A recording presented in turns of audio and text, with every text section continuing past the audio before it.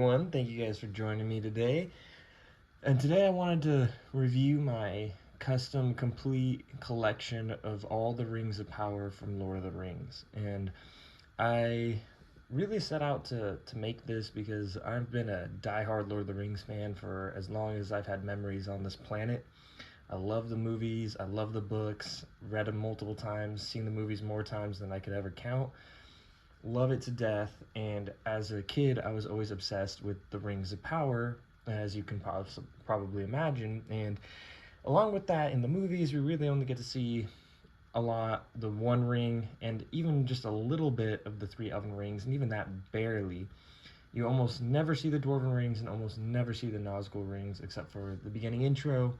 Obviously the Rings of Power took a crack at this more recently, but I decided on my own I wanted to build my own collection of all the rings, because even as a kid and up until this day, I had never really found official Lord of the Rings licensed versions of all the Rings of Power. You can get obviously the One Ring and the three Elven Rings at different places, both official and unofficial, but the Dwarven Rings and the Nazgul Rings don't really have a lot of official stuff. There was the Weta Workshop stuff that happened a long time ago, but even to buy one Dwarven ring would cost somewhere around $500 last time I checked. And honestly, I'm not too big of a fan of the way they did them, and even Weta Workshop, to my knowledge, and I could definitely be wrong, I don't think ever did Nazgul rings. And so this was kind of something that, even in terms of knowing what they look like, has been kind of up in the air for a long time. Obviously the Rings of Power show has gone and made them more, but when I started this collection, I started it before the Rings of Power show was even announced, so there was no concept art or things to go with that. So this is my own version of it. So I built all the Rings of Power. Everything that's not the Elven Rings I designed and 3D printed. So these ones I just bought because they were mainstream enough to where it didn't really make sense for me to try to create a screen accurate version when I could just buy a screen accurate version instead relatively cheaply. The One Ring, obviously you can buy billions of those, but I've always had a problem with the One Rings that I've bought, even official Weta Workshop Noble Collection ones. I didn't like the way they looked and stuff like that. I'll get more into that when I'm reviewing that. So I took my own crack at it, and I really like what I came up with. So I think that part was really cool. And along with that, I designed, in my opinion, a pretty dope display for all the Rings of Power. So this is really just kind of like an awesome project I started for myself as a big Lord of the Rings fan, as somebody who wants to have a complete collection and really admires all of the Lord of the Rings content. So with that, I'll start with probably the display, because I think the display is really cool and it's kind of eye-catching, and then I'll go into the rings a little bit after that.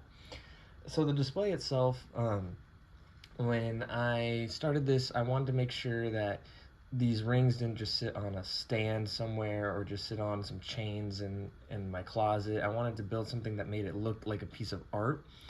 And so that was the idea here, and I knew from the beginning that I wanted to have it look tiered like this, and it kind of get narrower and focus in on the One Ring is kind of like the eye-stopping piece. And so obviously I have them kind of go down as they get more exclusive in terms of number and power, right? And so I'll start with the top row. I have the 9 Nazgul rings arrayed, and I think it has a cool look to it in the sense of how many they are and how imposing they are. But as you can see, one of the things that's really cool with each of the tiers is, it might be a little hard to see with the way the camera is zoomed in. I don't know if I can make it a little better for you guys, but on each of the backgrounds for each of these tiers, I have their part of the limerick of the Rings of Power. I thought I would just quickly pick up the camera so I can show you guys the limerick a little bit better. So we have the 9 for mortal men doomed to die, 7 for the dwarf lords in their halls of stone, 3 for the elven kings under the sky, and 1 for the dark lord under his dark throne in the land of Mordor where the shadows lie.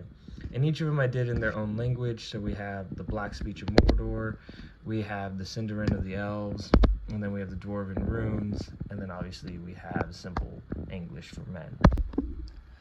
And then I think another cool feature of this display is on the sides. I put the nation's banners for each of the rings that they are sitting on. So I kind of wanted this idea of having this part almost look like it's cloth that's draped over and goes into the flag kind of for all of them. And so with that, I wanted to do each of the nation's flags. With the Nazgul, obviously I understand that there's 9 different kings, so they all have different banners and things like that. And really, for most of the kings, the only one that we truly get any understanding of is the Witch King of Angmar. So with that, I decided to just go with what I personally find the most iconic race of men flag is, and so I went with the White Tree of Gondor, and I have that here on the flag, as you can see. And with that, with the dwarves, I have their dwarven flag with the 7 dwarven kingdoms and the crossed hammers and anvil, which I think is really cool.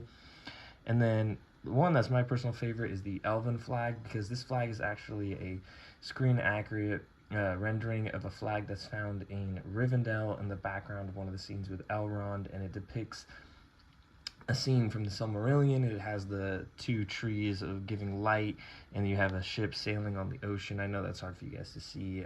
I'll probably zoom in on it in a second, but it has some awesome, really cool stuff that you can see there in that, and just so much stunning detail, and it was just really cool to be able to fit that on this piece and this print. But with that, I'll show you guys the back side really quick.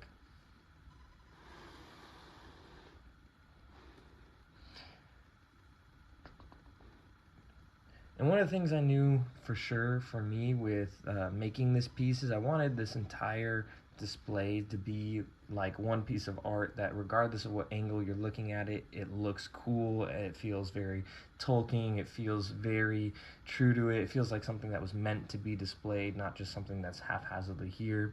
And so I've seen this cool artwork before. I've seen some people have it tattooed and stuff like that. And so obviously we have Narsil going into the white tree, and then we have the One Ring inscription around it. And so I think it just really stands out as a gold design on the black background. So I think just like when you move this thing around and you see that background, you have the flags on the side, and then when you're viewing it at the front, you get this kind of cool tiered look to it.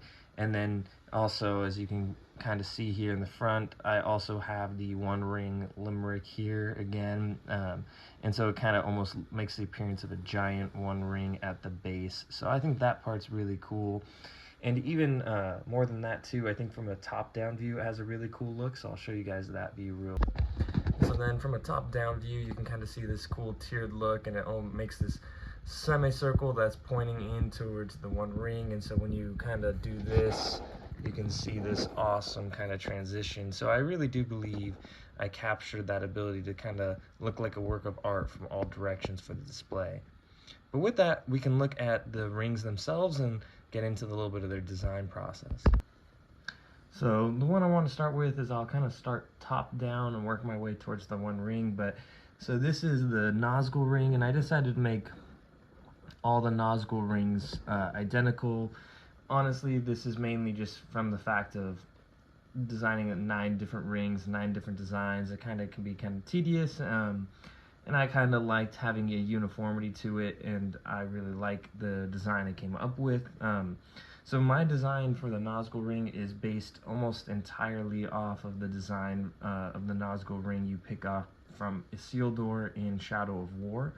I really like the look of that ring. I changed it up a little bit. So if you were to look up an image of the Nazgul ring, it has more of an orange gemstone, and I went for more of a red to be more menacing.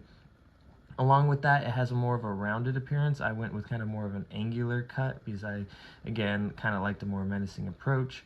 It also has an art on the side, kind of similar to this, but they have what I believe is kind of like depictions of kings on the side. I went with, instead of depiction of the eye, obviously the Nazgul rings were given as by Sauron disguised as Annatar, Lord of Gifts, so they probably wouldn't have looked this evil. They probably would have looked more beautiful and pretty and draw you in type of thing. But that being said, for the Nazgul, what I can imagine the Witch King wearing, I kind of wanted to go with a kind of menacing approach, and so it kind of looks like these claws clutching a gem and the eyes on the side, and has kind of just an angular look to it in general. So I'm just really happy with how it came out, and I really like the design. And for those of you wondering how the heck did I 3D print this, so I designed all these rings on Fusion 360, and that was just what I happened to have access to at the time. And then I have a resin printer, so I test printed them in resin first, and went through a painting process and stuff like that, and to make sure that I had the right size, the right dimensions, if I wanted to change anything. And then once I was confident with the way I had it, I sent it over to Shapeways and had them printed in metal. So this one is entirely what I believe to be nickel or silver. I can't remember which one I went with, but it came out to about, I want to say 20 or 30 bucks a ring. So pretty pricey to make the whole set, but for an individual ring, not too bad. So yeah, these are all printed in metal, and then obviously the colored parts are hand painted, so obviously I didn't get to fit an actual gemstone in there, but I painted it to give such an appearance. So that's the Nazgul rings, and there's no difference between this one and the rest of them. So that's what I'll review for this one, and the next we'll look at the Dwarven rings. So we'll look at my personal favorite and the first one that I made, which is this Dwarven ring. And so the Dwarven rings, the idea and the style I went for was based off of the Hobbit movies. So if you watch the Hobbit movies, particularly if you watch the extended, you'll get to see some scenes in Dol Guldur where Gandalf meets Thorin's father, and they're talking about the Dwarven rings, and they give us a clip of one of the Dwarven rings of power, and they have this design to it. I believe the one that we see in the movie has a black gemstone, but I'd have to double check. But it's almost identical, this design. Weta also made a purchasable one. I think they just called it Thorin's ring or something like that. And so I use that as concept art. Mine varies slightly from the design, but that's mainly more because it was just hard getting certain shapes or things like that. But it's almost identical if you were to look up a picture. It has the same kind of face to it, and then it has this cool little pattern to it. And it has, this pattern isn't just painted on, it's actually ridged, so you can kind of see that there's some depth to this. And this one's printed in polished brass, same thing with Shapeways. And then I made each gemstone a different color. So like we can see here, there's a yellow one, there's a blue one. I did this just because I was like, obviously I have the same design for all the rings, but I thought it'd be a cool way to give it some unique character to each one. I just decided to do pretty much the colors of the rainbow, and the reason I did that is I'm also a big Green Lantern fan, and if you know anything about Green Lantern, there's these 7 lantern cores, and they all have a different color, and there's 7 Dwarven rings, and I was like, it'd be kind of fun to make them each a different color gemstone, kind of like the Green Lantern ring. So they're colored in that way and ordered and organized in that way. That was just kind of something I chose to do as a creative liberty as the guy making them. Not necessarily a movie or book a reason for that, but I said since this was my collection, I'm going to do it the way I want to do it. So that's kind of how I came about with the Dwarven rings. So next we'll look at the Elven ones. And so with the Elven rings, we have the 3 rings of power. We have the one that was Círdan's, and then eventually Gandalf's. We obviously have Galadriel's ring, the one that's most viewed in the movies, and then we have Elrond's ring, which was Gil-galad's ring before Elrond got it. So these ones are nothing special in the sense of I didn't make these, so there's nothing I can really say about how they were made or anything like that. I simply bought these. They were kind of a cheap version. Obviously you can get some really expensive screen accurate looking ones. These ones, I liked the look of them. I think they have a good cinematic accuracy to them, but they weren't crazy expensive. I think they have a cool, like this one for instance has like a nice weathered look to it. I think the gem has a cool texture to it. This is kind of more of a slimmed down version of Galadriel's ring, but I kind of like the slim version of it as opposed to the more bulky look. And this is a very basic Elrond's ring. I thought about painting it and adding my own like weathering to it, but So far, I've just kind of kept it in its pristine silver look to it. I think with these rings, honestly, there's so many different ways you could go in terms of buying them. There's some of these rings that are literally like $1 a piece, and some of them that are like a couple $100 a piece. So with these, I would just say if you had your own set, you could just purchase them wherever you want to whatever extent you wanted. I'm not going to really spend too much time talking about them. If you want the links to the ones I bought, I can link that in the description below. But besides that, these ones are pretty simple. I love the way they look. I think they fit the display perfectly. And this, of course, brings us to the most important ring in the collection, the One Ring. And so to kind of go back to something I was talking a little bit about earlier is I know that you can buy a ton of One Rings on the internet. You could scroll for hours and find so many different listings for so many different prices.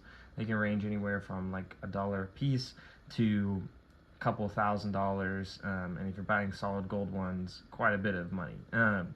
But over the years, I bought a ton of different Lord of the Rings rings, some cheap, some expensive, some replicas, all that kind of stuff. And every one, I would say, had some really amazing qualities to it and some things that I also didn't like about it.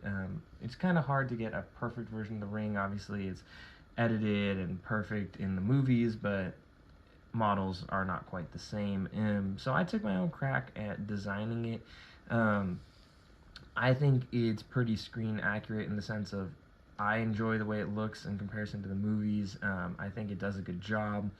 I liked my approach of it's kind of, it's hard to see. Let me see if I can focus it in better. There we go, a little bit better. But there is the inscription on it. It's probably hard to see, but it is etched into it. I like this more than straight up like silver lettering that you'll see a lot, or the red lettering as you can see in some things. I think this kind of has a more subtle lettering to it, which I think is cool because for the majority of the movies and obviously the books, the lettering isn't necessarily always there. It's just fire reveals it or Sauron's hand reveals it type of thing. And so I kind of like it more as a gold band than I do with the lettering always being kind of prominent. But I do like, if you examine it closely, you can see that lettering. I think this gold has a nice like deep gold to it. It's very well polished. I love what Shapeways did with it. I actually ordered a couple of these just because how much I like it. One of them's on my Sauron cosplay, which I'll probably do in another video. But this ring, I think, shows up really well. I think it has a cool weight to it. I think it's my precious, personally. But with that, I think it came out really well, and I think it does a good job of being the main focal point of the entire set. I think the only ring that I have that rivals it in terms of how much I enjoy it as a Lord of the Rings ring is I have another version of the One Ring where the lettering glows red in the dark, so it does have that Sauron effect to it. So that one's really cool, but obviously if it's not dark, it just looks like a normal gold ring. So this one, I think, in terms of being just like on a display every day, I think this one works the best. So there you have it. That's my Lord of the Rings Rings of Power collection set all together with the display, and just I'm overall really happy with how this all came out. I love the display of it. I think it looks really cool all put together, and it's really fun to look at from every angle. I think it does a good job of capturing the essence of each of the nations and each of the rings and giving them kind of their own unique style and flavor to it. So I think it came out really cool. Let me know what you guys think. Let me know if there was anything you would add or subtract to it. I think I kind of fulfilled it all. Just some last minute notes. This display I obviously designed myself, but designed it all on Fusion 360, and then I printed it on a CR10, I think at 10% infill. Pretty much took up the entire build plate. I think it was like a 25 or 26 hour print, but I think overall came out really good. I was happy with how well the printer was able to get these writings in, because those aren't painted on, those are just the printer itself printed those writings. So I would say those are super dope with the way they came out. I know the camera can't always really get a clear picture of it, but I would say it is really nice the way it is. And so I'm really happy with it. I hope you guys like it. Please like and subscribe and check out my other videos.